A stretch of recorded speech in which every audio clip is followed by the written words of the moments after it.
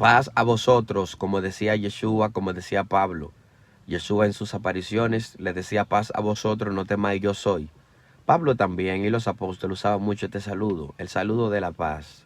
Paz que sobrepasa todo entendimiento. Buscad primero la paz y la santidad, sin la cual nadie verá al Señor.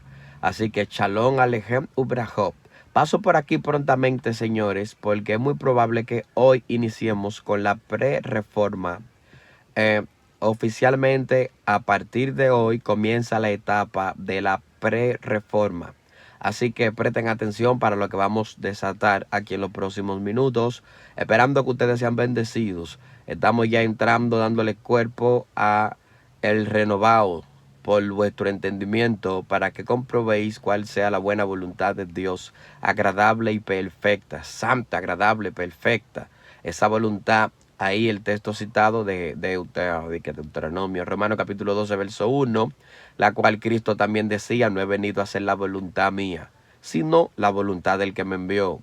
Y todos ellos siempre resaltaron la voluntad de Dios, en que amar a Dios y guardar sus preceptos, en eso consiste su voluntad. Incluso Jesús dijo también en Mateo 7:21, y Jesús dijo, no todo el que me diga Yeshua, Yeshua, entrará al reino de los cielos. No todo el que me diga Adonai, Adonai, entrará al reino de los cielos, sino el que hace la voluntad de mi Padre que está en los cielos. Tomar en cuenta la voluntad de Dios tiene que ver mucho con la salvación, porque nadie entra al reino sin hacer la voluntad de Dios. Ahora, ¿cuál es esa voluntad de Dios que hay que examinar para uno renovarse? Que es vuestro culto razonar, para que comprobemos cuál es esa voluntad. ¿Cuál es esa voluntad que requiere este procedimiento de renovación? ¿Cuál es esa voluntad? Vamos allá. Comenzando, por eso es que viene la reforma, para enderezar la senda. Juan Bautista vino a enderezar la senda, y reforma, uno de los significados que tiene es enderezar la senda, enderezar el camino que se perdió, que se dobló, que se torció, o quitar el desvío, lo que está tronchando la rectitud de la meta trazada. Eso es reformar.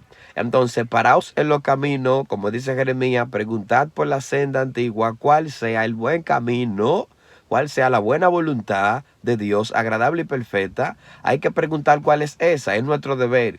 Todos los hombres de Dios hicieron reforma. Cristo trajo reforma, Pablo trajo reforma, Esdra aplicó reforma, Nehemías también, bueno, tras el líder Esdra, Moisés instaura.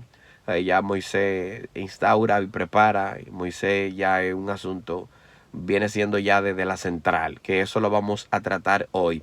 Quiero tocar un tema bien picante, señores, esta tarde. Quiero tocar un tema bien picante, y es el tema de la iglesia, del evangelio, entre otros. De la iglesia, del evangelio, entre otros. ¿Cuál es la central? ¿De dónde vinieron esos términos? De eso queremos tratar en este hermoso día. Santo sea el Señor Jesucristo de Nazaret. Aleluya. Santo sea el Señor. Lo primero es, señores, vamos a tomar como base, ¿cuál texto? ¿Cuál? Deuteronomio capítulo 9, verso 10. Si mal no recuerdo.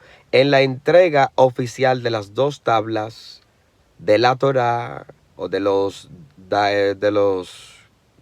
Devarim, se le entregan a Moisés esos mandamientos, esos preceptos, y el día de la entrega se le llama el día de la asamblea. La palabra asamblea, que se tradujo en la Septuaginta 286 a.C. aproximadamente, se tradujo con la palabra eclesía. Y la palabra eclesía es donde viene la iglesia, la congregación, la reunión de los hermanos, la asamblea, los términos que conocemos en español. Pero antes de la palabra eclesía hubo un término hebreo que tuvo que traducirse como eclesía, la cual el término hebreo encierra el verdadero contexto que confina la realidad de la estructura en la comunidad principal. Esta misma eclesía, término griego que posteriormente se traduce a nosotros como iglesia o como asamblea, como congregación, es sinónimo de comunidad. Por eso cuando estudiamos los escritos históricos sobre las iglesias, por ejemplo, que levantaron los discípulos de Yeshua, Pablo, Pedro, todos ellos, nosotros vemos que a sus iglesias se le llamaba comúnmente, los datos históricos, comunidad. ¿Pero por qué se le llamaba comunidad? Porque comunidad viene de común. Y una comunidad es un grupo de personas que se reúnen con un sincretismo religioso común, con ideas comunes, con una situación común, una geografía común, una ciudad común, entre otras cosas. Pero en el contexto de la iglesia, una comunidad es un grupo de personas con una creencia común, que comparten cosas, que tienen común, tienen ideales común, entre otros preceptos que lo tienen común. Por lo tal, al reunirse con tantas cosas en común, a ese grupo electo se le llama comunidad. Por eso vemos que a la iglesia de Corinto le dicen la comunidad de Corinto, la iglesia de Éfeso, la comunidad de Éfeso, y así sucesivamente. Entonces, una asamblea, aparte de ser una congregación, una reunión, también es una comunidad. Bien, vayan agarrándome hasta ahí. Entonces, si el día que a Moisés se le entregan las 2 tablas de la Torá es el día que le llaman día de la asamblea, día de la comunidad, día de la iglesia, día de la congregación, pues entonces quiere decir que antes de Yeshua llegar a la tierra ya existía una congregación. Antes de Yeshua pisar la tierra o predicar, o los discípulos de Yeshua enseñar, ya había una congregación, ya había una asamblea, ya había una eclesía, ya había una congregación de los hermanos. Es esta congregación la que aparece repetidas veces, principalmente por David. Como cuando David, por ejemplo, menciona Salmo 133, mira cuán bueno, cuán delicioso es habitar los hermanos juntos en armonía. La reunión de los hermanos es la congregación, la asamblea, la eclesía, o el término hebreo kahal. Ahora, seguimos notando, por ejemplo, en otros salmos que David también habla, mira cuán bueno los hermanos juntos. Dice, como que dicen estos textos, que David dice, te alabaré en medio de la reunión de los hermanos, te alabaré en medio de la asamblea. Aparecen estos salmos David dando a entender de que hay una asamblea en la cual él iba a alabar a Dios. La asamblea que se instaura con las 12 tablas de piedra, con las 2 tablas de piedra que se le entregan a Moisés, esa asamblea es una asamblea en la tierra. Y siendo en la tierra es la iglesia madre, y es la iglesia central de donde vinieron todos los campos blancos posteriores, interpretando la Torá que ese día se instauró con la iglesia. Punto número 1, si sacamos la Torá, entonces hay que descartar el término iglesia, porque el término eclesía nace precisamente el día que se entrega la Torá.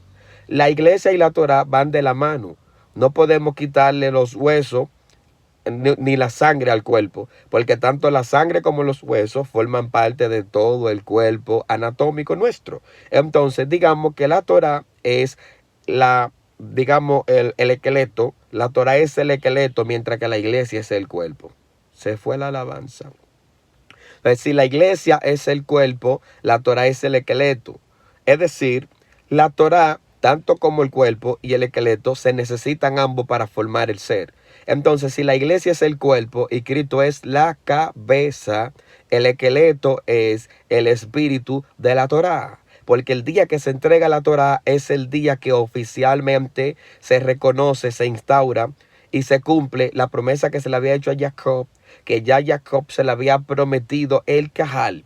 Entonces a Jacob se le dijo que de sus lomos venía el cajal, venía la asamblea, pero sin embargo él no fue que la pastoreó ni con él se instaura, sino que de la descendencia de Jacob, prácticamente ya una promesa que se está ratificando porque ya se la había hecho a Abraham, de la descendencia de Jacob es que viene, por ejemplo, el pueblo de Israel, porque a Jacob se le cambia el nombre, ustedes saben, le pasó el nombre a ser Israel, siendo el mismo Jacob transformado. Los hijos de Jacob vinieron a ser los hijos de Israel. Esos muchachos se multiplican en Éxodo capítulo 1 por ahí, verso 8, por ahí bajando, si mal no recuerdo, se multiplicó tanto que se levantó un faraón que no conocía a José, que vio este pueblo numeroso, las mujeres fortachonas, parían rápido, los hombres fortachones, era un asunto en automático que tenía este pueblo, una gracia, y la gente se espantó el faraón y dijo, vamos a subyugar a este pueblo. Ese pueblo que está ahí, de ahí viene el cajal, pero todavía no se ha instaurado como cajal la promesa del cajal que se le había dado a Jacob, el padre de ese pueblo, hasta el día que se pueblo recibe las leyes, el día que se le entrega la Torá a ese pueblo, ese día que se le entregó la Torá con las 2 tablas de piedra, Deuteronomio 9, 10 y otros textos por ahí, dicen que ese día es el día de la asamblea. ¿Por qué? Porque la iglesia nació el día que se entregó la Torá. Entonces hay que estar claro aquí con esto, y es que el día que nació la iglesia es el día que el pueblo recibe la Torá. Por eso donde llega la Torá, llega la iglesia. Donde llega el mensaje de la Torá, llega la iglesia. Donde llega una prédica de la Torá, llegó la iglesia. Porque la verdadera iglesia central comenzó con la entrega de la Torá. Siento como que se fue la alabanza. Entonces, estamos entrando, repito, a partir de hoy comienza la pre-reforma. Y después de la pre vamos a entrar en la verdadera reforma. Así que ya ustedes saben. Vayan agarrándome ahí. Entonces, si la iglesia, la asamblea, al cual se le llama el día de la asamblea, se instaura con la entrega de la Torá o los devarim escrito. Recordemos que la Torá fue escrita con el dedo de Dios. Por lo tanto, no hay otra escritura que sea paralela a la que Dios escribe con su propio dedo.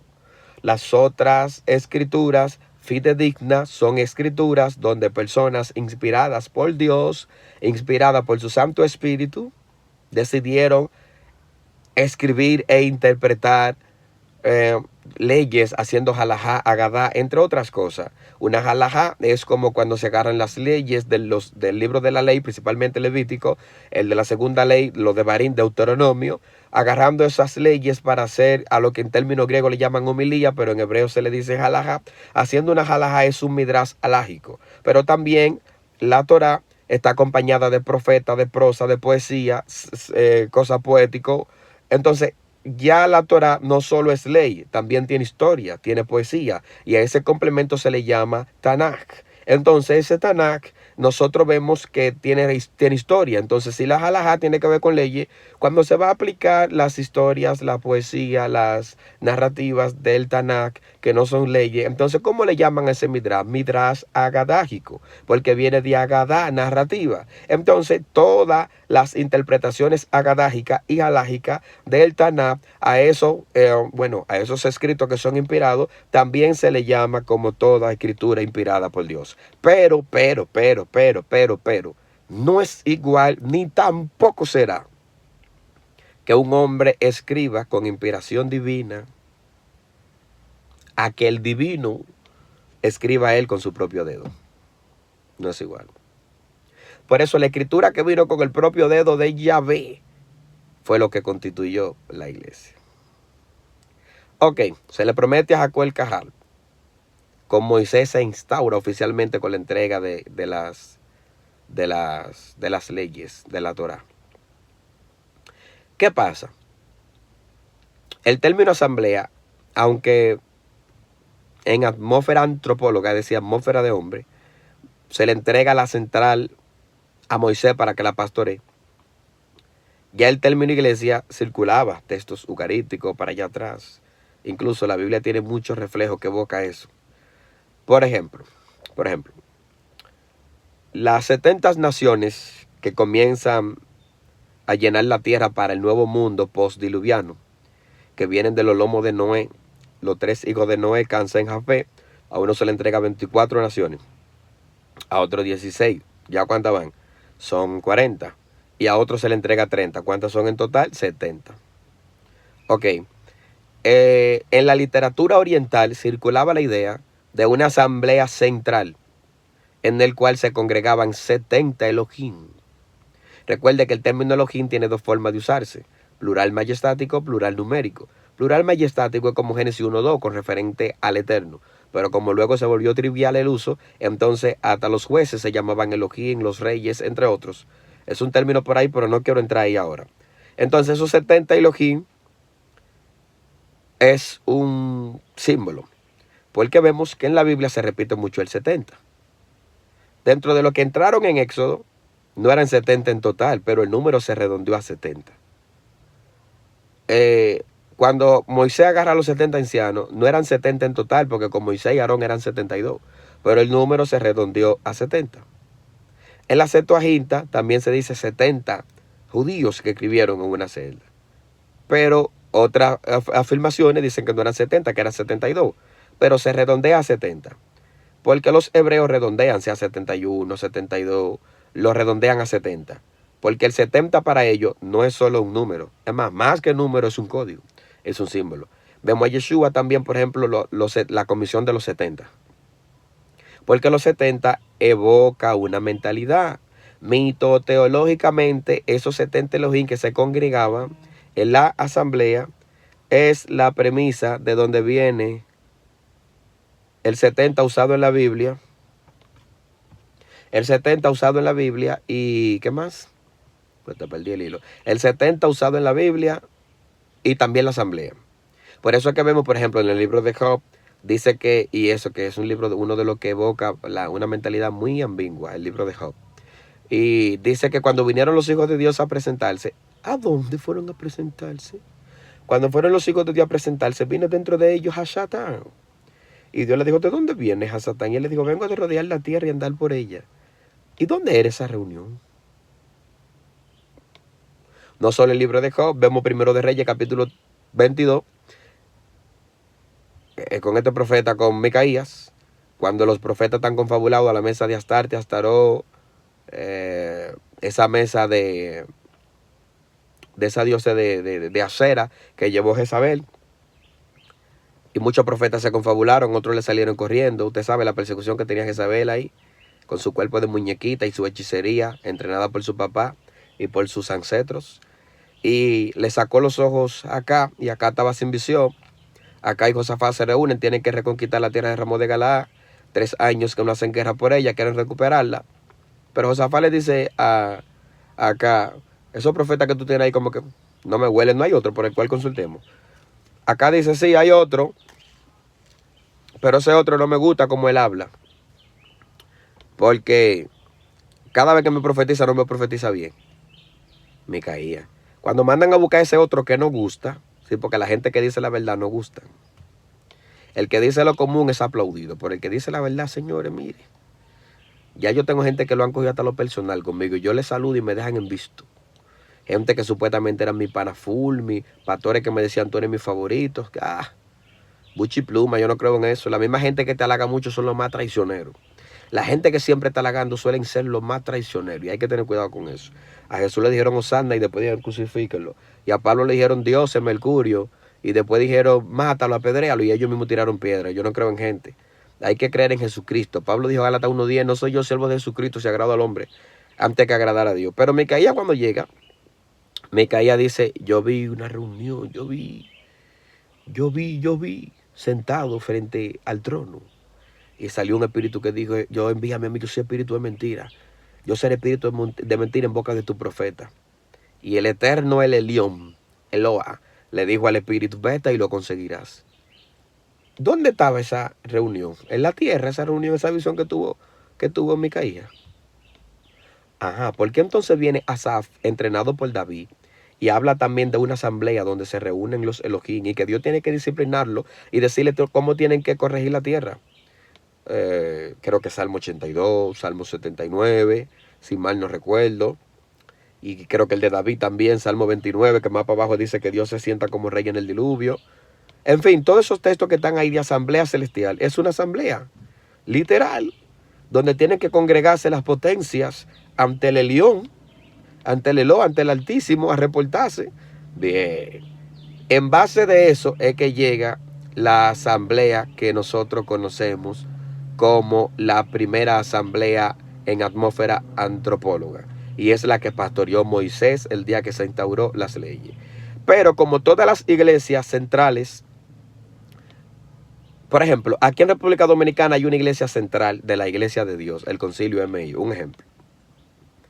Pero esa iglesia viene con una sede de que tiene una principal que está en Puerto Rico. La principal de todas las iglesias es la de Puerto Rico.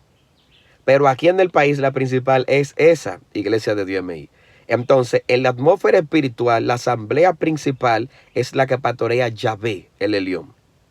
Sin embargo, la que está en la tierra, que viene siendo la principal en la tierra, en la atmósfera antropóloga, la pastoreó ¿quién? Moisés. Por ende, por eso es que Torah no solo es instrucción, también es doctrina. Porque la doctrina de las iglesias que vinieron posteriormente a la de Moisés, esas iglesias y su doctrina son campo blanco, con un manual de instrucciones que viene desde la central. Por eso es que todos los movimientos judaicos y hebraicos, ¿de dónde vinieron? De la Torá. Toda la comunidad que levantaron los judaísmos, ¿de dónde vinieron? De la Torá.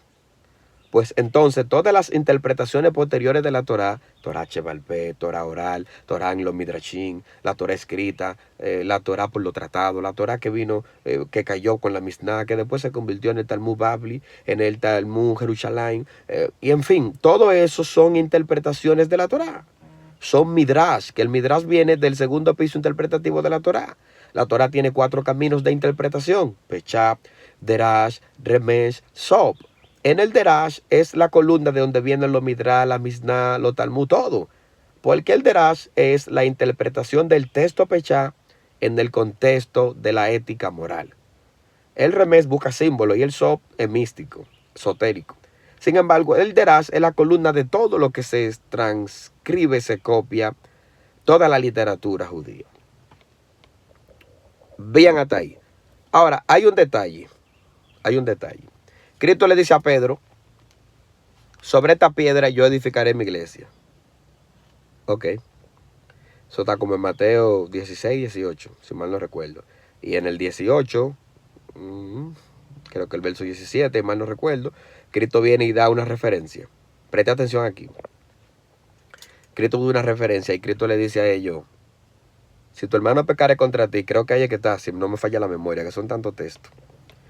Le dice: si tu hermano pecare contra ti, jálalo a solas. Si no te oye, busca 2 testigos. Si no te oye con 2, trátalo como gentil y publicano. Gentil y publicano. Gentil es trátalo como incircunciso. Publicano como un traidor o como un pagano. Ya que los publicanos para los judíos eran traidores porque trabajaban con Roma y cobraban impuestos y eso no le agradaba a los judíos. Lo veían como una traición. Ok, pero hay 3 cosas importantes que quiero notar aquí. Es que Jesús da 3 pasos a solas. Con 2, después trátalo, díselo a toda la iglesia y tratarle como gentil y publicano. Hay 3 pasos. Ok, vamos a darle para atrás, espérate. Porque antes de Cristo tener esa comunidad que le dice a Pedro: sobre esta piedra edificaré mi comunidad, mi iglesia, Cristo dice, en ese texto que cité, le dice a sola, 2 testigos, luego decirlo a la iglesia, ¿ves? Y tratarlo como gentil y publicano. Esa iglesia es la comunidad de Yeshua. Estamos bien hasta ahí. Es el campo blanco que levantó Yeshua. Campo blanco. No es la primera iglesia, ese es el campo blanco. Porque la primera iglesia fue la que descendió el día de nacimiento con la Torá. Entonces la de Yeshua es un campo blanco, pero es un campo blanco correcto, la de Yeshua, pero habían otros campos blancos que eran incorrectos. Por ejemplo, los fariseos tenían su campo blanco. Los fariseos, vamos a dar un poco para atrás. 175 a.C. llega Epífanes, la revuelta, la cosa, impuso que se adorara a Zeus, la estatua, se armó la revuelta de los asmoneos, conocidos mejormente históricamente como los macabeos. La revuelta de los macabeos, sacaron Epífanes, triunfaron, llegó la Hanukkah, la fiesta, celebraron años de paz, todo bien, nítido, hasta que después de esa misma familia sacerdotal de los asmoneos, de los macabeos, sale una élite. Personas judíos aristócratas, es decir, de aristocracia, que se levantan y dicen: no, nosotros somos los verdaderos Sadoc, nosotros somos los verdaderos sacerdotes, porque era una familia sacerdotal. Y esta élite judía, declarándose los verdaderos Sadoc, de ahí nace el término saduceos. De ese término saduceo, cuando ellos agarran y se confinan dentro del templo, y ellos eran los supremos, y un poquito egoísta, porque estaban dentro del pueblo. Ellos no tenían que ver con las casas, sino con el pueblo. Entonces vienen los fariseos en contraposición de los saduceos. Ahí es que nacen los fariseos. Los fariseos también se consideran ser puros, pero no confinados dentro del templo como los saduceos, sino levantando casa para expandirse a la gente. Entonces ellos llevaron su chaburó, que las iglesias de los fariseos eran chaburó. Ellos levantan su comunidad chaburó en los hogares, los fariseos. Cuando levantan su comunidad, andan buscando prosélitos, como Yoshua le dijo en Mateo 23, 27, ustedes andan moviendo mal tierra para buscar un prosélito, y una vez que lo consiguen, lo hacen 2 veces más hijos del infierno que ustedes mismos. Ellos levantan su congregación en contraposición de los saduceos, llevando comunidad saduceo, comunidad fariseo. Pero hay otra comunidad que se levanta, 150 mayormente antes de Cristo, y esa comunidad es la comunidad esenia. Los esenios, hijos de luz, los esenios entendiendo ello, de que tenían que ser hijos de luz. Cuando voy a hablar de esa gente, hablo con respeto. Cuando ellos iban a hablar, cuando ellos iban a instaurar su comunidad, pretendieron ir por el camino de ser hijos de luz, esenios, no hijos de la tiniebla. Buscaron una comunidad, instauraron la comunidad, ¿en dónde? En el desierto. ¿Dónde se instauró la primera iglesia central que pastoreó Moisés con la instauración de las leyes? En el desierto. ¿Qué misterio de coinonía hay con el desierto y la iglesia central? Porque la ruta después de cruzar el Mar Rojo era otra. Y Dios lo dijo: Moisés, por ahí no. No, llévalo al desierto para que adoren mi nombre. Y ahí en el desierto se instaura la iglesia. Pero los esenios, uno de los judaísmos más puros que existió, se fueron sin ego. No querían poder como los saduceos, ni que poder político, ni tenían orgullo de que ellos eran aristócratas, nada de eso. Tampoco tenían la competencia de los fariseos. Ellos trataron de ser más pulcros, personas pulcras, mucha pulcritud, mucho temor. Querían santificarse, se apartaron porque dijeron: Jerusalén se ha contaminado, vamos al desierto. Y ahí en ese desierto se alojaron en esa comunidad. Después de que ellos se alojan en esa comunidad, hay gente que lo ven como extremista por todos los mikveh que ellos hacían, la tevilá, los rituales, entre otras cosas. Pero hay que notar muchos puntos buenos que ellos tienen, y yo quisiera hablar de eso. Como por ejemplo, ¿qué puntos buenos tienen? Doctrinaron a Juan el Bautista. Juan el Bautista, bueno, según algunos escritos, para que no se entienda que yo estoy haciendo afirmaciones, vamos a manejar, según algunas fuentes, confirman que Juan el Bautista, como fue criado en el desierto, fue doctrinado por ellos. Y las instrucciones de las predicaciones de Juan, como la que menciona en el río Jordán, al momento de bautizar a Yeshua, diciendo: viene uno tras mí, la cual yo no soy digno de desatar la correa de su calzado. Todo esto se lo enseñaron en base al libro de Jeremías a Juan el Bautista. Y tengo la cita y todo, pero ese no es el tema. Entonces, cuando Juan el Bautista es preparado ahí, viene preparado por los esenios a preparar el camino de Jesús, a enderezar la senda, a traer la reforma. Pero esos mismos esenios, o curranitas, allá en Qumran, al lado del Mar Muerto, fueron los que conservaron los rollos, famosos rollos de Qumran, de donde viene la Biblia que nosotros usamos. Ellos tuvieron una señal previa de lo que iba a pasar. Por eso decidieron escribir día tras día. Y cada texto que escribían, transcribían, lo ponían en un frasco y lo ocultaban. Porque para la matanza y todo lo que se vino, principalmente del 66 hasta el 70 con la destrucción del templo, ya eso estaba seguro ahí. Y gracias a esos rollos, hoy tenemos Biblia. Pues tiene muchas cosas importantes, hay epítetos prominentes de esta gente. Seguimos.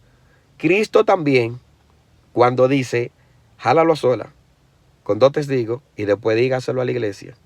Los esenios tenían esta regla. Ojo aquí. Antes de Cristo llegar a la tierra, y ellos estaban instaurados y practicaban esas reglas según las leyes de la comunidad.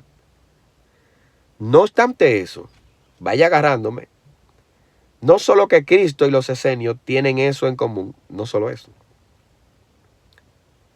sino que los fariseos en su comunidad Chaburó, cuando alguien cometía ese pecado, lo botaban. Lo único que podían pecar y guardar el maco en la gaveta eran los líderes. Por eso a Jesús le dijo: sepulcro blanqueado, hipócrita, se muestran perfectos por fuera, se ven hermosos por fuera, pero por dentro están llenos de lombriz, tienen ruaj hatumá, tienen toebá, tienen inmundicia por dentro. Ensanchaban sus filacterias para ser vistos, oraban en las plazas, para ser alegados por la gente, hacían oraciones largas para que la gente lo vea. Señores, el espíritu de los rabacucus viene de ahí, de los fariseos.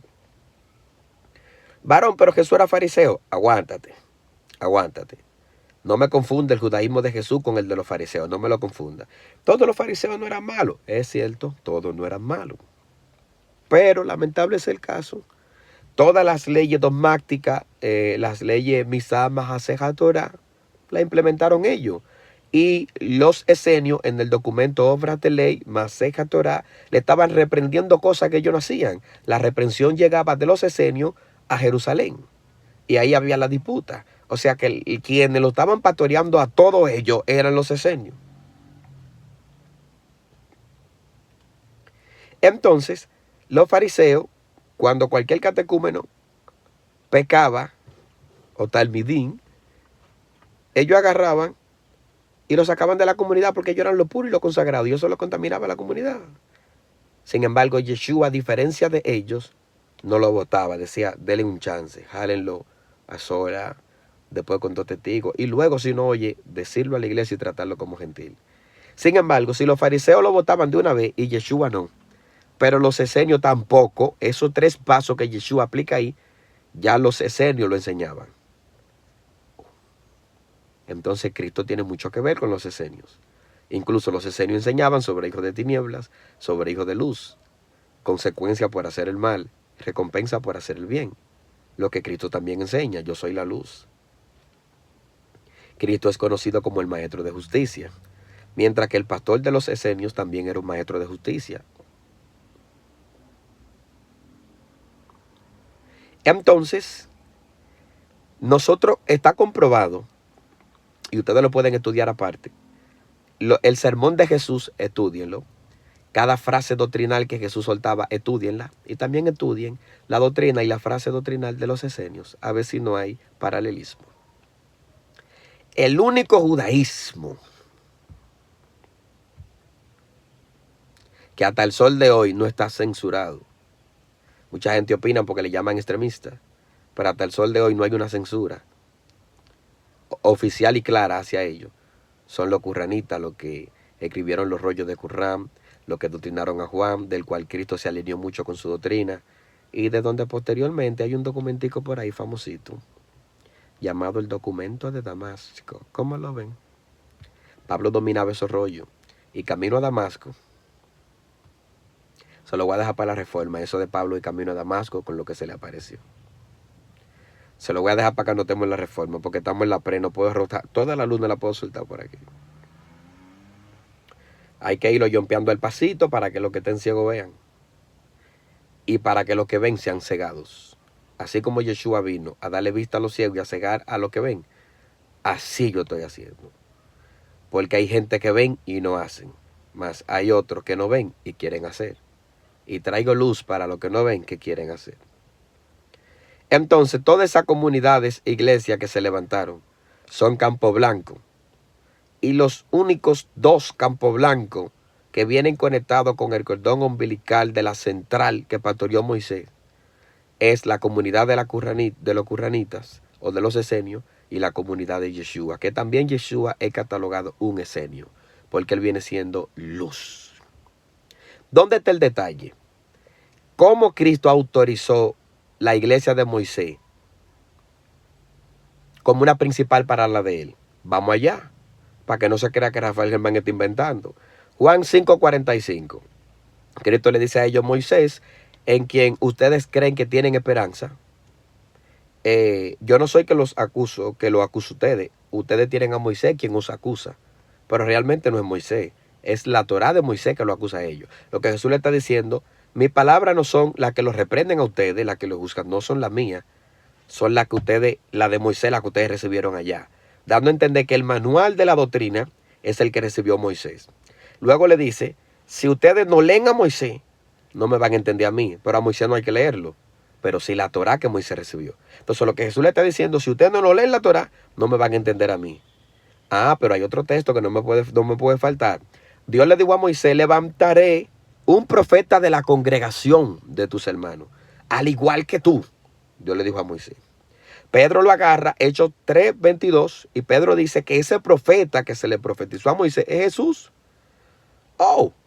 Pero Dios, como le dice a Moisés, levantaré un profeta al igual que tú, de entre los hermanos, en el cual le daré mandamiento. Y Moisés luego se lo repite al pueblo, Dios levantará un profeta entre vosotros, Señor, al igual que yo, y le dará mandamiento. Y el que no lo escuche a él, Jehová le va a pedir cuenta. Si Pedro hace una halajá, homilía, una interpretación, un midrash a esto, y Pedro dice que ese profeta es Yeshua, pues Yeshua vino como Moisés a pastorear una iglesia como Moisés y a enseñar como Moisés enseñó. Creyendo lo que Pedro dice, que ese profeta es Yeshua. Bueno, el hebreo también da una luz por ahí y Esteban también arrojó una luz de que ese profeta también es Cristo. Bien hasta ahí. ¿Qué paralelismo hay? En ese profeta que se le dice a Moisés, se le dice, os daré mandamiento, Moisés, ese profeta que voy a levantar como tú. Y él, todos los mandamientos que ponga le serán vida y el que no le escuche, me darán cuenta a mí. Por eso concatena mucho con lo que Yeshua dice, porque Yeshua también dice en Juan 12:49, dice, señores, yo no hablo por mi propia cuenta, sino que el Padre que me envió me ha dado mandamientos para yo hablar. Y sus mandamientos son vida eterna y son buenos. Oh, pero ¿cuál es mandamiento? La doctrina que recibió Moisés, el Padre también se la dio a Jesús, a su hijo, al hijo del Dabar o al Devarim. Entonces, Jesús concatena esto en Juan 7, 16, 17. Dice, señores, quiero que ustedes sepan que mi doctrina no es mía, sino de aquel que me envió. Y el que haga la voluntad de mi Padre se va a dar cuenta que mi doctrina no es mía, sino de mi Padre que me ha enviado. Porque no es lo mismo el enviado que quien envía. No es lo mismo el hijo que el padre.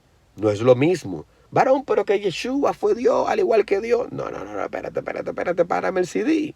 Aguántate. Párame el CD.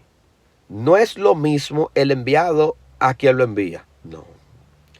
Si yo le digo a usted que a Moisés también se le puso una tarea de Elohim, ¿qué usted me va a decir? Porque Dios le dijo a Moisés, vete, Aarón te va a servir por profeta y tú le serás por Dios. Dios puso a Moisés en el lugar de Elohim para que vaya a hacer la misión, porque el Elohim representa una asignación de poder, representa un oficio de tarea bajo el poder de Dios. Los Elohim son oficiales que hacen tarea con poderes divinos bajo la autoridad del Eloa, bajo la autoridad del Elión, bajo la autoridad del Supremo de Yahvé. Entonces, no es lo mismo el que está bajo su autoridad que el que tiene la autoridad. No es lo mismo. Por eso Jesús decía, no he venido a hablar por mi propia cuenta, sino que el Padre me ha enviado. Mi doctrina no es mía, sino es de Él. Porque el Padre fue que lo mandó. El Padre mandó al mundo, mandó al Hijo para que el Hijo llegara. Entonces, el Hijo, Juan 1:18, el que da a conocer al Padre, es Sergio May. A mi Padre nadie le conoció jamás, pero el Hijo que está en su seno, Él le ha dado a conocer a Sergio May. Él revela. Él es que enseña al Padre. Bien hasta ahí. Ok, ¿qué otro punto más? Tomando en consideración esta misión que hace nuestro maestro Yeshua, nuestro Mesías Yeshua, el Hijo de Dios. Esto que él enseña redireccionó la audiencia a interpretar correctamente la Torá de Moisés. Cristo nunca invalidó la Torá de Moisés. Incluso Cristo no estaba de acuerdo con la enseñanza de los fariseos. Pero en Mateo 23 dice algo. Cuando ellos se sienten en la cátedra de Moisés, lo que ellos digan, señores, hacedlo. Lo que se sientan en la cátedra de Moisés, los escribas los fariseos se sientan en la cátedra de Moisés, lo que ellos digan, hacedlo, pero no hacéis conforme a sus obras. ¿Por qué digo lo que ellos digan hacerlo? Y mencionando la silla, la autoridad de Moisés. Porque Cristo nunca invalidó la autoridad de Moisés. Jamás y nunca. Cristo sabe que la doctrina central viene de ahí. Jamás. Cristo no la invalidó. Jamás. Incluso él dijo, incluso la Biblia está llena de mandamientos, porque Cristo dice, si me amáis, guardar mis mandamientos. Pero esos mandamientos de Jesús se los dio su papá. Porque él dijo que su papá le dio mandamientos para hablar. Pues entonces hay que tener bien en claro que la doctrina central viene de la Torá, es de allá que viene el asunto. Por eso es que, y el próximo tema que voy a hacer es las Sagradas Escrituras, las verdaderas Sagradas Escrituras, el próximo tema. Entonces, todo conecta a la Torá. Lo único que las malas interpretaciones de los otros judaísmos no se acercó al manual de la doctrina. Por eso son campo blancos rebeldes. Campo blanco que no se sujetaron a la regla de la principal. Porque Cristo no falló en ninguna H ni una J de la Torá. Dijo, yo no he venido a catalúa, yo no he venido a romperla, yo he venido a cumplirla, pero yo he venido a perfeccionarla. Porque lo que Moisés recibió allá, que estaba en un corazón de piedra, yo le di mi corazón de carne para que viva. ¿Qué es lo que Jesús está diciendo? El espíritu del Tabal que estaba en la Torá de piedra no tenía cuerpo humano oficial. Simplemente era una escritura que la gente la leía, la interpretaba y adoptaba de ese espíritu. No tenía un cuerpo oficial la Torá. Yo soy el cuerpo oficial de ella. Eso es lo que Jesús está diciendo. Lean a Moisés para que me entiendan a mí. Aquella tabla de piedra era una sombra. Yo soy el cuerpo. Ya no es sombra. Están con el cuerpo. Soy yo, la emuná viva de la Torá. Soy yo. Por eso que Cristo cumplió toda la Torá, por lo cual ahora la emuná de Cristo es una ley, que es la Torá perfecta, la que dio fruto, la que está en su pleroma, el árbol con fruto, no con flores ni hojas, sino con frutos. La Torá como árbol de vida que se presenta en Deuteronomio 30, 14, del 15 para abajo, la cual representa la metáfora del árbol del bien y el mal en la construcción literaria por la literatura hebrea aplicada a Génesis, donde vemos ese árbol del bien y el mal, que es la misma Torá. Por eso Pablo en Romanos 7, versos 9 y 10, hasta el 11, bajando, Pablo dice, el mismo mandamiento que era para vida, a mí me dio muerte. Pero ¿cómo te dio muerte? Claro, por cuanto era débil por la carne y no lo cumplía. Y esa desobediencia, el pecado, a causa del mandamiento, por la ocasión del mandamiento, me engañó y yo morí, dice Pablo. Lo que Pablo está diciendo, la Torá era para que yo viva, pero como yo no la guardaba, me mató. ¿Pero por qué? Porque en Deuteronomio 30:15 se dice que el que la haga vivirá y el que no la haga morirá. Y que ella es vida y muerte y es bien y mal. Así lo dice el texto literalmente. Porque la Torá es el árbol de la ciencia del bien y el mal. Es Torá de muerte y te mata cuando por el pecado tú la transgredes. Porque la muerte es ausencia de vida. La maldición es ausencia de bendición. El mal es ausencia del bien. Y la muerte es ausencia de vida, como dijo ahorita. Señores, se me descargó el teléfono. Se me descargó y aparte de eso también se me llenó la memoria. Por eso fue que se cortó. Se llenó la memoria, ahora veo que está descargado, se me está apagando. Esta historia continuará. Recuerde, a partir de hoy entramos en la pre-reforma. La iglesia central, la doctrina central. Ay, me faltó explicar el evangelio central. Esa parte la dejamos para el próximo video. En el próximo video venimos con el evangelio central y también venimos con las sagradas escrituras que la Biblia refiere. ¿Cuál es? Así que ya ustedes saben. Recuerden, siempre la verdad reina. Shalom Alejem Ubrajo, su amigo y hermano Rafael Germán, este servidor. Hasta la próxima. Comenten, denle like y compartan. Otra cosa, el término eclesía, señores, del cual se traduce el hebreo kahal para iglesia, fue una adaptación un poquito forzada, porque en sus orígenes, eclesía lo que se significaba era la comunidad cuando se reunían a hablar para dar votos. Era algo que tenía que ver con polis. Era una polis que tenía que ver con reuniones para hablar de asuntos políticos, mientras que el Cajal era una congregación para hablar los asuntos de teocracia de Yahvé, ya que los judíos, Dios es todo para ellos. Dios es todo, Dios es su cultura, su medicina, su doctor, todo junto, su cultura, todo junto, y su política. Sin embargo, el término griego eclesía, habían política común. ¿Usted sabe lo que es política? Entonces, esa política común, esa política trivial que no es la política de Yahvé, porque el gobierno de los judíos es un gobierno teocrático.